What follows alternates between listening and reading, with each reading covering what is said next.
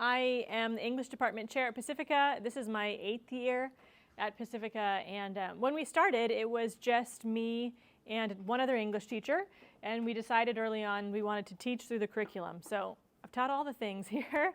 I've taught 9th through 12th grade English, and then this year I have the pleasure of teaching faith and culture with some seniors. So it's really fun to have this full circle moment with these seniors I had as freshmen, and to see them grow and mature.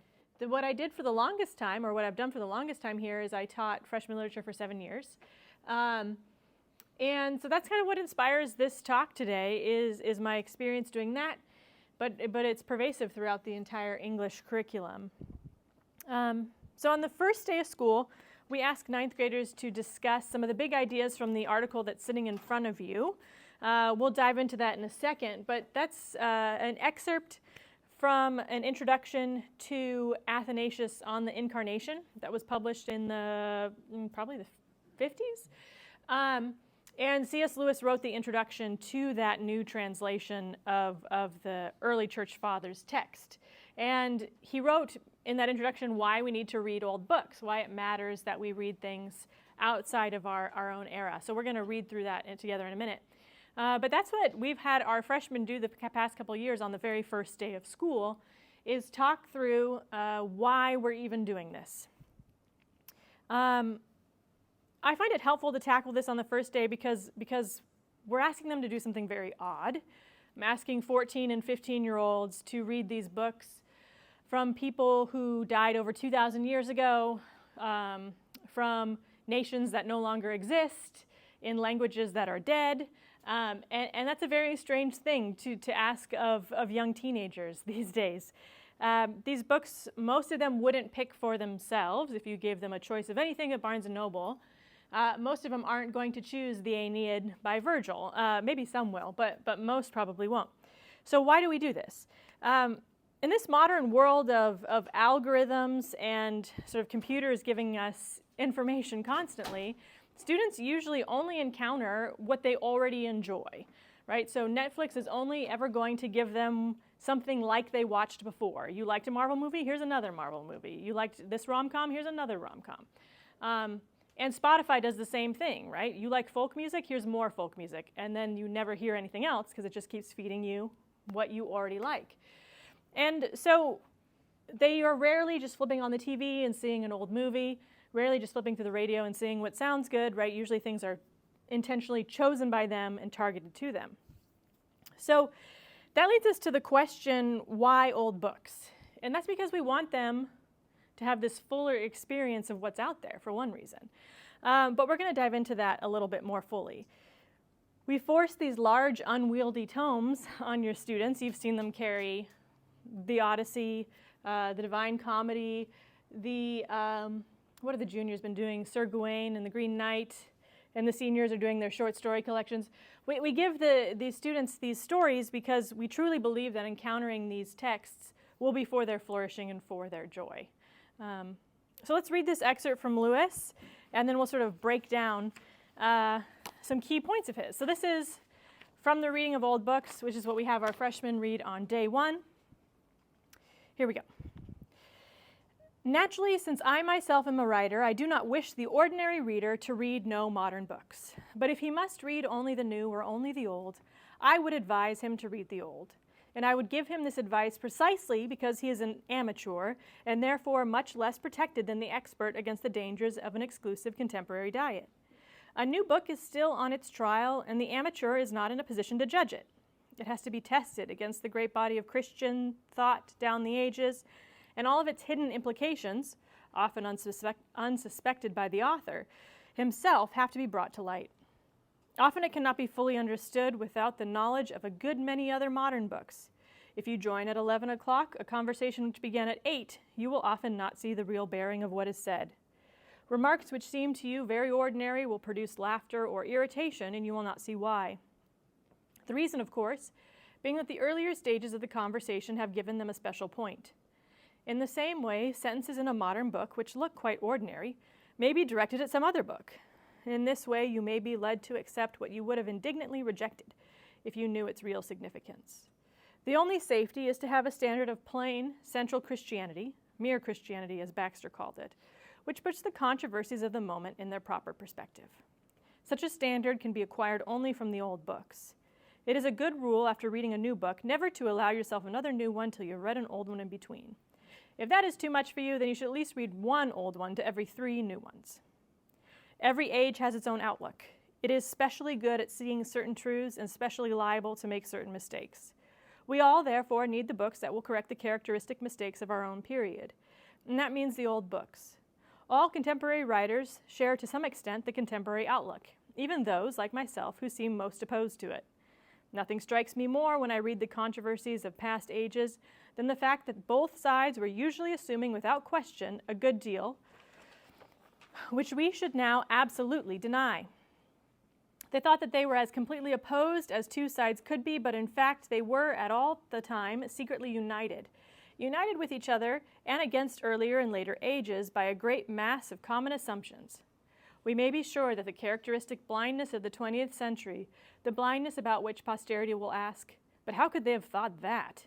lies where we have never suspected it, and concerns something about which there is an untroubled agreement between Hitler and President Roosevelt, or between H.G. Wells and Karl Barth. None of us can fully escape this blindness, but we shall certainly increase it, and weaken our guard against it if we read only modern books. Where they are true, they will give us truths we half knew already. Where they are false, they will aggravate the error with which we are already dangerously ill. The only palliative is to keep the clean sea breeze of the centuries blowing through our minds, and this can be done only by reading old books. Not, of course, that there is any magic about the past. People were no cleverer then than they are now. They made as many mistakes as we, but not the same mistakes. They will not flatter us in the errors we are already committing, and their own errors, being now open and palpable, will not endanger us. 2 heads are better than 1, not because either is infallible, but because they are unlikely to go wrong in the same direction. To be sure, the books of the future would be just as corrective as the books of the past, but unfortunately we cannot get at them. So let's walk a little bit through some of his key points here on why he believes we should read old books. Oh, and I forgot to put up my beautiful, I've chosen lovely artwork of people reading on purpose to try to, inspire the love of books, continuing on. I thought this was a beautiful painting. I love the fully reclined position. I couldn't read like that, but. Okay.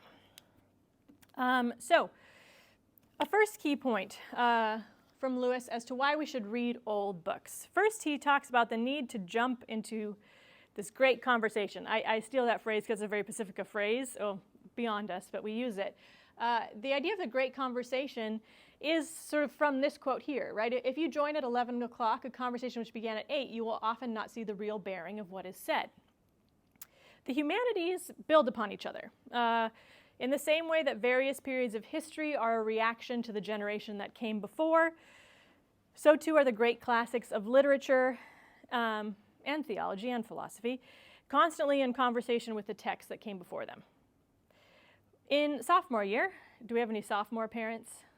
Okay, so sophomore parents, you know that your children are reading Dante's Divine Comedy, and that's the story of a man's journey through hell, purgatory, and to heaven. Now, when our students, bewildered, find themselves at the gates of hell alongside Dante, a helpful assistant appears. And that helpful assistant to Dante, to journey through hell, is a man named Virgil. Now, if you were like me, and you read Inferno senior year of high school, I think, I had no idea who Virgil was. Maybe there was a footnote at some point or another. And so you can totally enjoy the book without knowing who this man Virgil is.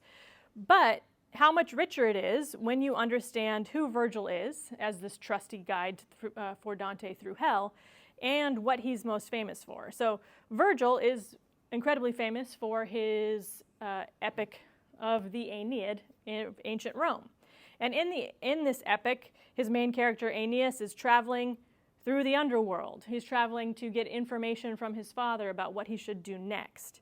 So when Dante arrives at the gates of hell. Who's there? Virgil. Why? Well, because Virgil wrote this beautifully articulate thought process of what the afterlife must look like, what the underworld must look like, the different compartments and different zones for whatever sin you committed. And so you can see, oh, that's what Dante's pulling from. He's pulling from Virgil. Virgil has shaped cultural perceptions of the afterlife for centuries. And so suddenly Dante's journey is packed with more richness in knowing the conversation that has already been happening, the conversation with Virgil that he's happening. The great conversation continues when you realize basically everything on the shelf at Barnes & Noble these days seems to be a retelling of some sort. Every movie seems to be a retelling.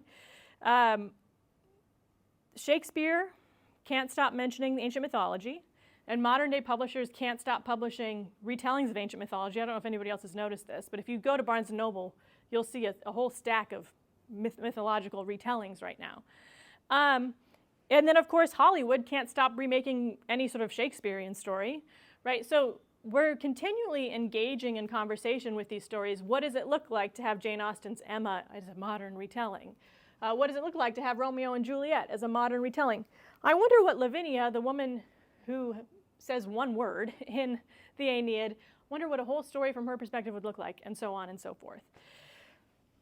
The great works of literature are in conversation with each other. And there are ongoing great conversations that keep happening over time. One discussion question that is pervasive throughout our whole curriculum and just throughout human history is what makes a hero? Now, Odysseus would say that it's brute strength. Sophocles' Antigone would say that it's sticking to your values and standing up for what you know is right. But Sir Gawain would say it is having self-control. And Jane Eyre would probably echo that. Right? So these different texts are asking the same question and answering in different ways.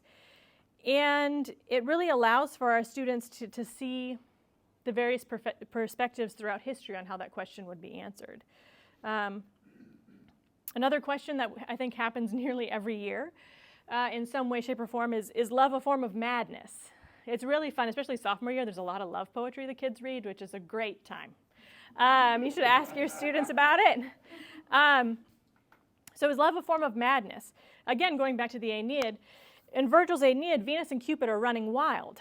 They're causing all kinds of havoc and destroying people's lives by making them fall in love.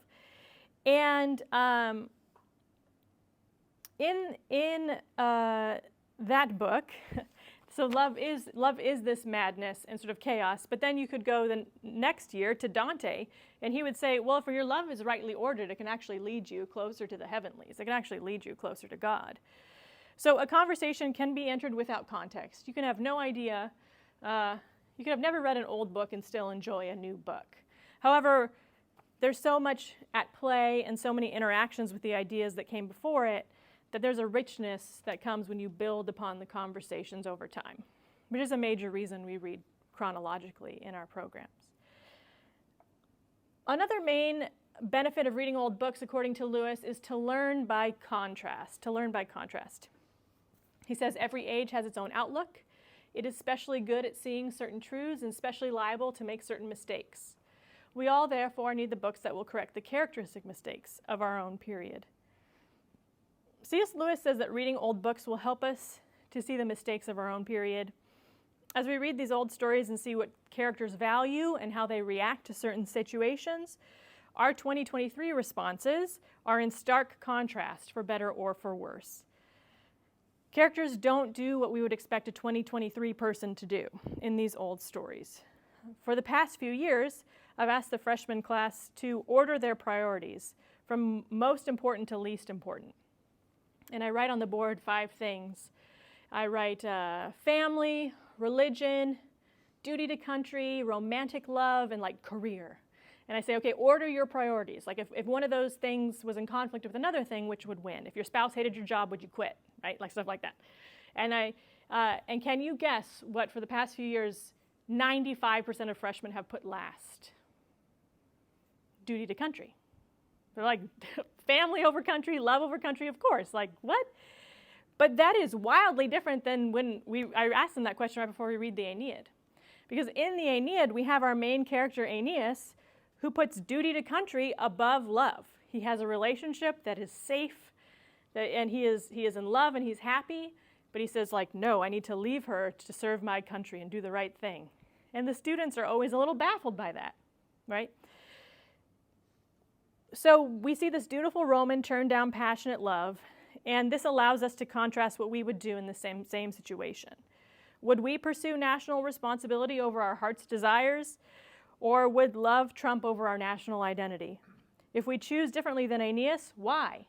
What experiences, social forces, or cultural impulses would tell us that pursuing love is more important than our nation's success? If we aren't in conversation with old books, we may never be challenged to see another way of living that requires us to take stock of our own values, for better or for worse. And a third key point I want to talk about as to why we should read old books is to avoid chronological snobbery. This is a term that comes from a friend of C.S. Lewis's, Owen Barfield, but then Lewis wrote it down, so that's and chronological, well, I'll read this quote first and then I'll explain. He says, "We may be sure that the characteristic blindness of the 20th century, the blindness about which posterity will ask, but how could they have thought that, lies where we would have never suspected it." So chronological snobbery, says Barfield and Lewis, is the belief that if something is old, it is wrong, right? If something is new, it is right. If it's old, it's gone out of style for a reason, probably because it's inaccurate or bad or evil or something. And if it's new, it's inherently better because it's new. And sometimes when we read an old book or watch an old movie or, read an old play, we think, how did anyone ever believe that? How did anyone ever behave that way? Why would anyone ever think that? Why would anyone ever do that? But that implies that today we have it all figured out. That assumes that our great-great-great-grandchildren won't look at us and say, how did they ever believe that? How could they ever do that? And I don't know any generation who hasn't looked at their ancestors and been like, well, they had no idea what they're doing, but we know what we're doing. And so in Lewis's excerpt here, he is saying something quite provocative, right? He says, there is untroubled agreement between Hitler and President Roosevelt and H.G. Wells and Karl Barth. What is he saying there? He's saying people on the opposite ends of the spectrum, people on the opposite ends you think have nothing in common, actually have something very much in common by living in the same time. And that there's things they would inherently agree on and that we may not even realize for hundreds of years.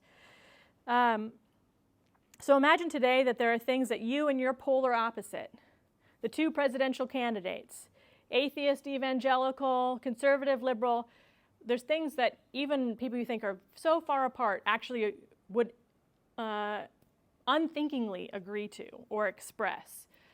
That in 300 years they might say, can you believe that anybody ever, right, for about both parties. And so what are those things? We don't know. We can't know. Unfortunately, we don't have the books of the future to know, as C.S. Lewis talks about.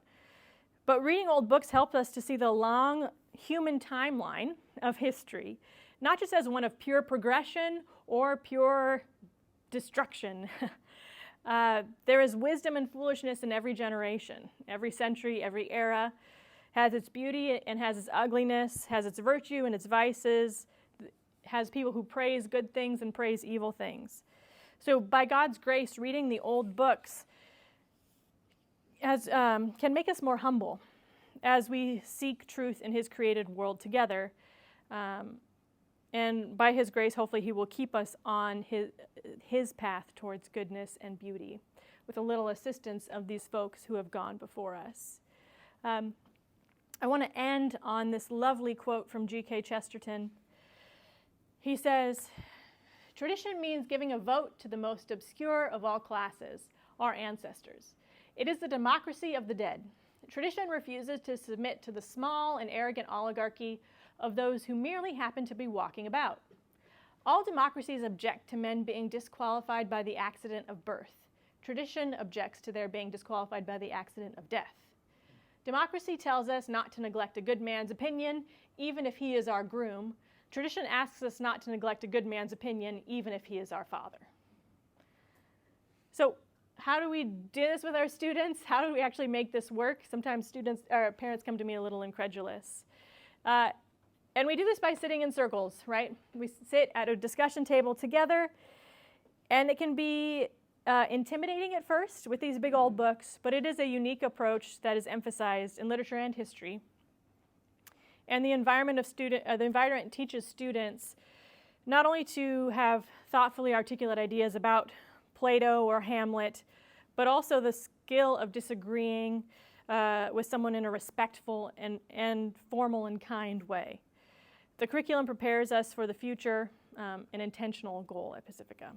Intentionality occurs throughout our school within the materials we use and the way we run our classrooms. So I strongly encourage you to take courage, help your students to take courage with these lofty old books. Ask them what they're reading, read alongside them, even if you have never encountered some of these works before. There's a lot of delight in being able to walk through them with your students. And so we encourage you at every opportunity, ask them what they're reading, ask them what their discussion questions are, and join them in reading through some of these great literature. So thank you very much.